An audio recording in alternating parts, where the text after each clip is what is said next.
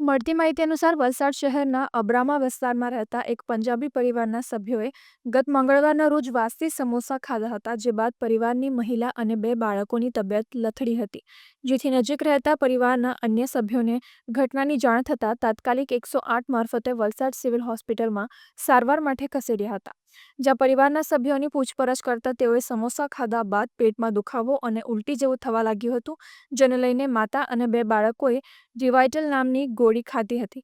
જો કે તબિયતમાં સુધારો ન આવતા પરિવારના સભ્યોને 108 મારફતે વલસાડ સિવિલ હોસ્પિટલમાં ખસેડવામાં આવ્યા હતા, જ્યાં 35 વર્ષીય મહિલાનું મોત થયું હતું, જ્યારે દીકરા અને દીકરીને સારવાર માટે દાખલ કરવામાં આવ્યા છે. બનાવની જાણ થતાં જ વલસાડ સિટી પોલીસ કાફલો તાત્કાલિક સિવિલ હોસ્પિટલ પહોંચી મહિલાના મૃતદેહને પીએમ અર્થે ખસેડ્યો હતો. જો કે રિપોર્ટમાં મૃતક મહિલાના જઠરમાંથી ઝેરના કોઈ ચોક્કસ પુરાવાઓ મળ્યા ન હતા, જેથી પેનલ પીએમનો રિપોર્ટ આવ્યા બાદ આગળની તજવીજ હાથ ધરવામાં આવશે.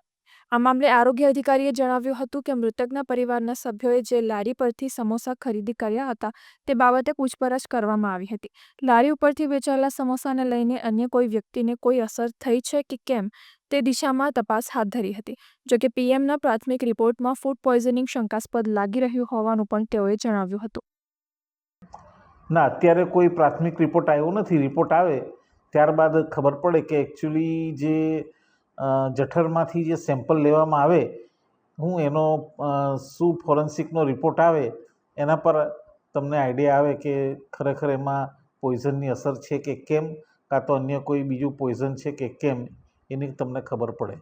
એકચ્યુઅલી આ પરિવારે સમોસા ડી માર્ટ છે નવું, ત્યાં એક લારી છે ત્યાંથી લીધા હતા અને એમણે એ સમોસા બીજા દિવસે ખાધા હતા, બરાબર. અને ઘરમાં ખાલી 6માંથી 2 જ સભ્યોને આની અસર થઈ છે.